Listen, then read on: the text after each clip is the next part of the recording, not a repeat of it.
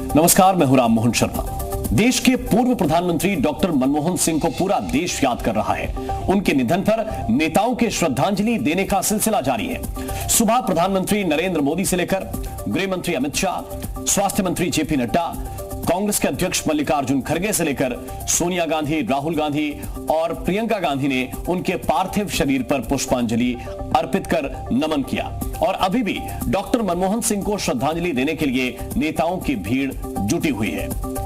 ये 6 तस्वीरें इस वक्त आपको हम दिखा रहे हैं। नेताओं का जमावड़ा है। मनमोहन सिंह को श्रद्धांजलि अर्पित की जा रही है। उदारीकरण के शिल्पकार जिनको कहा गया, जिनको असरदार सरदार कहा गया, और ऐसे एक सज्जन नेता जिनको राजनीतिक चश्मे से कोई नहीं देखता, उनके कामों के लिए उनको याद किया जाता है, उनका निधन हुआ है।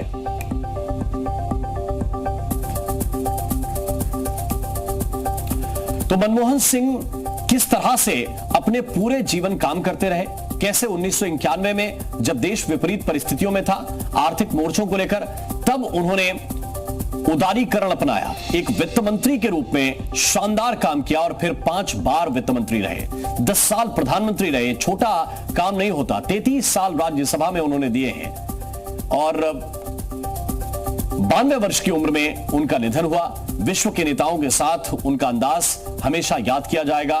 और कई बार जब उन पर बड़े हमले संसद में विपक्ष के द्वारा किए जाते थे, खास तौर से तत्कालीन नेता प्रतिपक्ष सुषमा स्वराज उनके ऊपर प्रश्न उठाती थी, तो कई बार शायराना अंदाज में वो बात कहकर विपक्ष को निरुत्तर करा देते थे।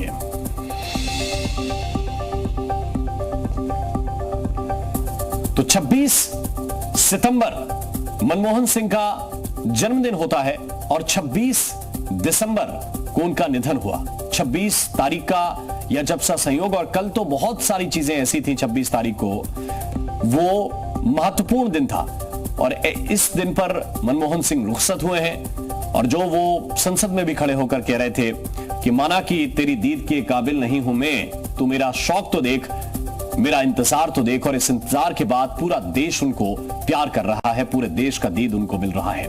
मनमोहन सिंह के निधन के बाद पूरा देश उनको किस तरह याद कर रहा है, हम आपको दिखाते हैं। अपने कार्यकाल के दौरान उन्होंने कई ऐसे काम किए जो भारतीय अर्थव्यवस्था के लिए बहुत ही अहम थे।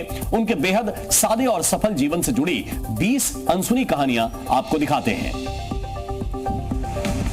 मनमोहन सिंह कैसे देश के वित्त मंत्री बने, इसका किस्सा भी बहुत रोचक है। जून 1991 में जब भारत आर्थिक संकट से जूझ रहा था, तब प्रधानमंत्री पीवी नरसिम्हा राव ने वित्त मंत्री के रूप में मनमोहन सिंह को चुना। उस समय देश के पास सिर्फ 2 हफ्ते का आयात खर्च बचा था और विदेशी मुद्रा भंडार में भारी गिरावट आ चुकी थी। राव ने मनमोहन सिंह को वित्त मंत्री बनाने के लिए अपने पुराने मित्र पीसी अलेक्जेंडर से बात की। अलेक्जेंडर ने मनमोहन सिंह से मिलने के लिए सुबह 5:30 पर उन्हें फोन किया और उनके घर पहुंचने पर उन्हें नींद से जगाना पड़ा। मनमोहन सिंह को वित्त मंत्री बनने की पेशकश की गई, लेकिन उन्होंने इसे मजाक समझा और अगले दिन दफ्तर चले गए। तब खुद प्रधानमंत्री पीवी नरसिम्हा राव के कहने पर उनकी तलाश शुरू हुई और वो यूजीसी के दफ्तर में प्रधानमंत्री पीवी नरसिम्हा राव की पकड़ में आए। मनमोहन सिंह ने जब वित्त मंत्री रहते हुए अपना पहला बजट पेश किया तो इसकी आलोचना से वो बेहद आहत हो गए थे। दरअसल मनमोहन सिंह के बजट की आलोचना अटल बिहारी वाजपेयी ने की थी। इससे वो इतने आहत हो गए थे कि उन्होंने मंत्री पद छोड़ने का मन बना लिया था। ये बात जैसे ही प्रधानमंत्री नरसिम्हा राव को पता चली तो उन्होंने फोन पर इस बात की जानकारी अटल जी को दी। इसके बाद अटल जी ने खुद मनमोहन सिंह से मिलकर ये कहा कि ये आलोचना राजनीतिक, सिर्फ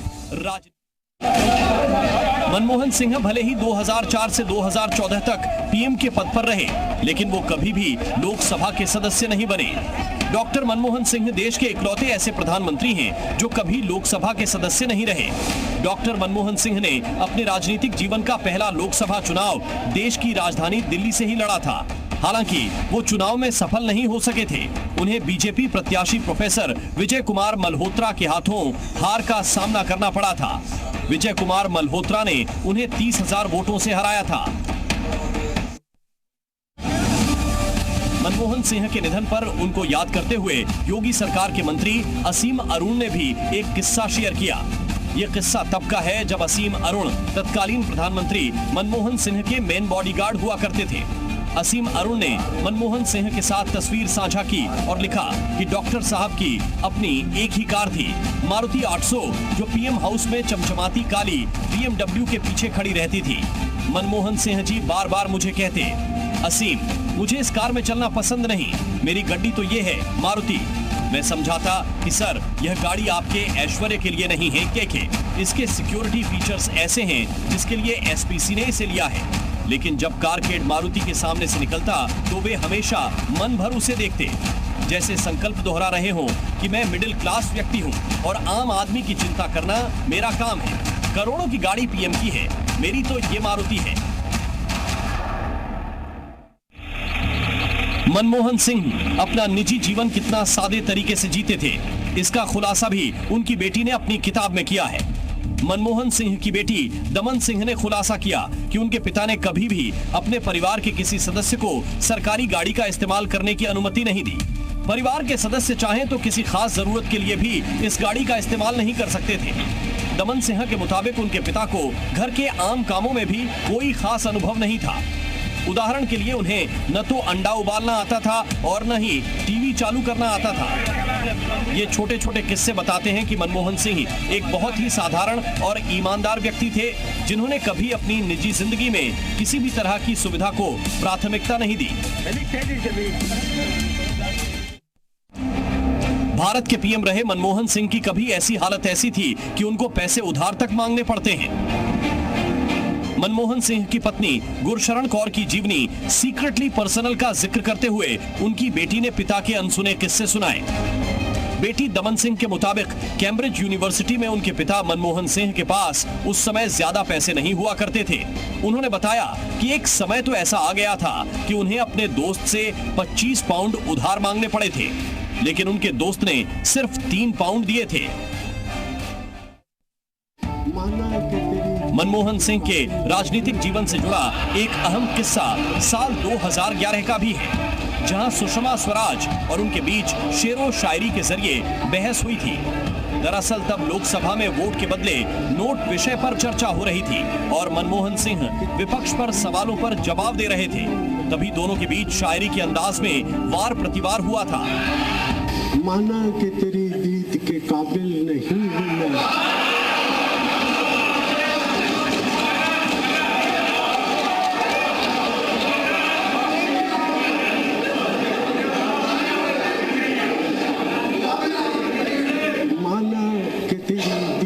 काबिल नहीं हूं मैं, तो मेरा शौक तो देख, मेरा इंतजार देख।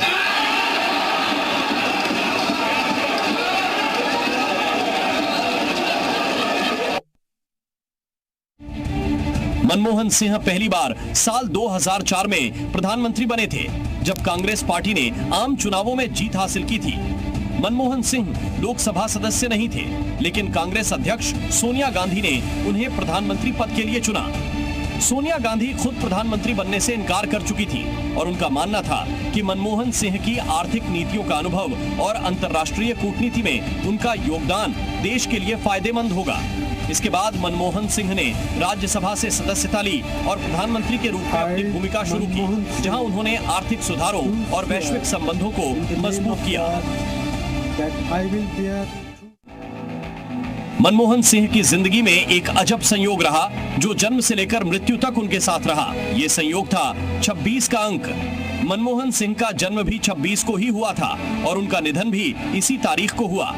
मनमोहन सिंह का जन्म 26 सितंबर 1932 को अविभाजित भारत के पंजाब प्रांत के गाहगांव में हुआ था। ये हिस्सा अब पाकिस्तान में है। देश का बंटवारा हुआ तो मनमोहन सिंह का परिवार अमृतसर आकर बस गया। यहीं से उनका असली करियर शुरू हुआ। मनमोहन सिंह पाकिस्तान में जहां जन्मे, वहां उनके नाम पर एक स्कूल भी है। इसे Manmohan Singh government boys school के नाम से जाना जाता है। इसी स्कूल में डॉक्टर मनमोहन सिंह ने अपनी शुरुआती पढ़ाई की थी। मनमोहन सिंह को हमेशा ही भारतीय अर्थव्यवस्था के ऐतिहासिक सुधारों में दिए योगदान के लिए याद किया जाएगा। 1991 में जब भारत आर्थिक संकट का सामना कर रहा था, तब तत्कालीन प्रधानमंत्री नरसिंह राव ने मनमोहन सिंह को वित्त मंत्री नियुक्त किया। उस समय भारत का विदेशी मुद्रा भंडार संकट में था। महंगाई बढ़ रही थी और देश पर भारी कर्ज था। मनमोहन सिंह ने अर्थव्यवस्था को सुधारने के लिए एक साहसिक कदम उठाया।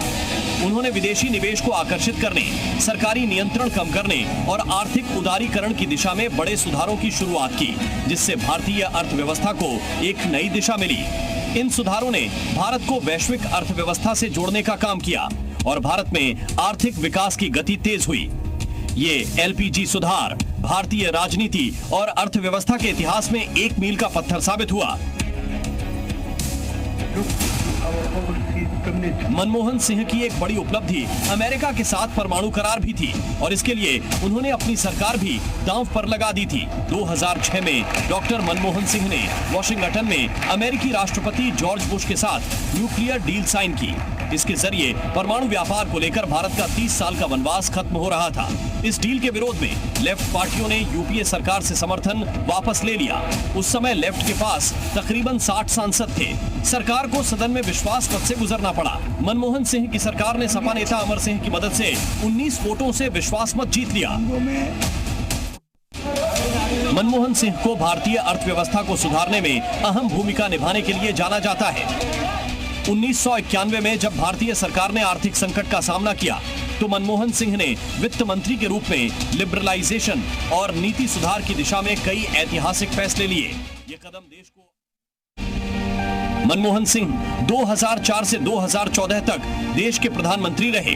अपने 10 साल के कार्यकाल में मनमोहन सिंह ने कई अहम फैसले लिए जिसके लिए देश उन्हें हमेशा याद रखेगा। 2005 में डॉ मनमोहन सिंह ने देश में राष्ट्रीय ग्रामीण रोजगार गारंटी अधिनियम यानी मनरेगा को लागू किया। बाद में इस योजना का नाम महात्मा गांधी राष्ट्रीय ग्रामीण रोजगार गारंटी अधिनियम यानी मनरेगा किया गया। इस योजना का लक्ष्य गांवों में रहने वाले हर परिवार को न्यूनतम रोजगार उपलब्ध कराना था। मनरेगा के अलावा आरटीआई और शिक्षा का अधिनियम भी मनमोहन सरकार के कार्यकाल में ही शुरू किया गया। उन्हीं के कार्यकाल में आधार योजना भी शुरू हुई जिसने भारत में डिजिटल पहचान की एक नई परिभाषा दी। डॉक्टर मनमोहन सिंह देश के प्रसिद्ध अर्थशास्त्री थे, लेकिन उन्होंने पढ़ाई की शुरुआत में उन्होंने प्री मेडिकल कोर्स में दाखिला लिया था क्योंकि उनके पिता चाहते थे कि वे डॉक्टर बने। लेकिन कुछ महीनों बाद ही उन्होंने इस विषय में रुचि खो दी जिससे उन्होंने कोर्स छोड़ दिया। मनमोहन सिंह को विज्ञान का अध्ययन करने में इंटरेस्ट नहीं था। अर्थशास्त्र एक ऐसा विषय था जिसने उन्हें तुरंत आकर्षित किया। इसी वजह से वो एक बड़े कुशल अर्थशास्त्री बने। मनमोहन सिंह का दूसरा कार्यकाल आलोचनाओं से घिरा हुआ था क्योंकि उस समय महंगाई, टेलीकॉम, कोयला घोटाले से घिरी उनकी सरकार को आलोचना का सामना करना पड़ा था। उस दौरान उन्हें कमजोर प्रधानमंत्री तक कहा गया था। इस माहौल में साल 2014 में बतौर प्रधानमंत्री अपने दूसरे कार्यकाल के आखिर में उन्होंने प्रेस कॉन्फ्रेंस किया था। उस दौरान उन्होंने कहा था कि मुझे भरोसा है कि इतिहास मेरे साथ न्याय करेगा। 2014 में प्रधानमंत्री के पद से इस्तीफा देने के बाद उन्होंने इस प्रेस कॉन्फ्रेंस का आयोजन किया था। मनमोहन सिंह ने अपनी आखिरी राजनीतिक पारी राजस्थान से खेली। मनमोहन सिंह 2019 से अप्रैल 2024 तक राजस्थान से राज्यसभा सदस्य रहे।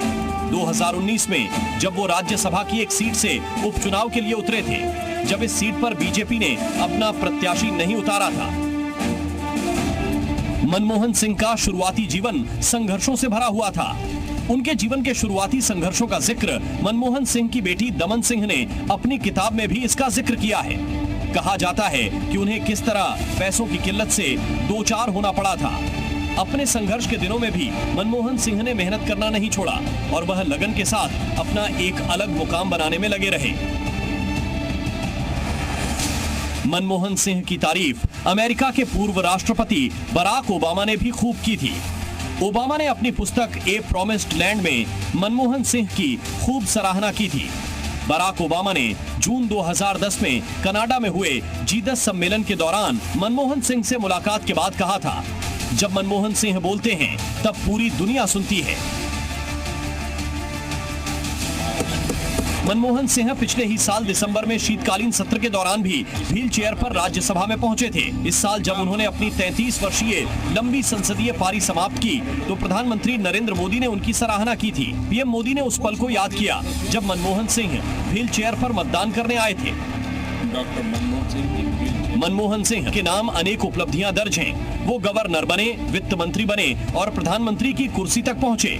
इतना ही नहीं, जवाहरलाल नेहरू के बाद वो पहले ऐसे भारतीय थे जो लगातार दूसरी बार प्रधानमंत्री बने।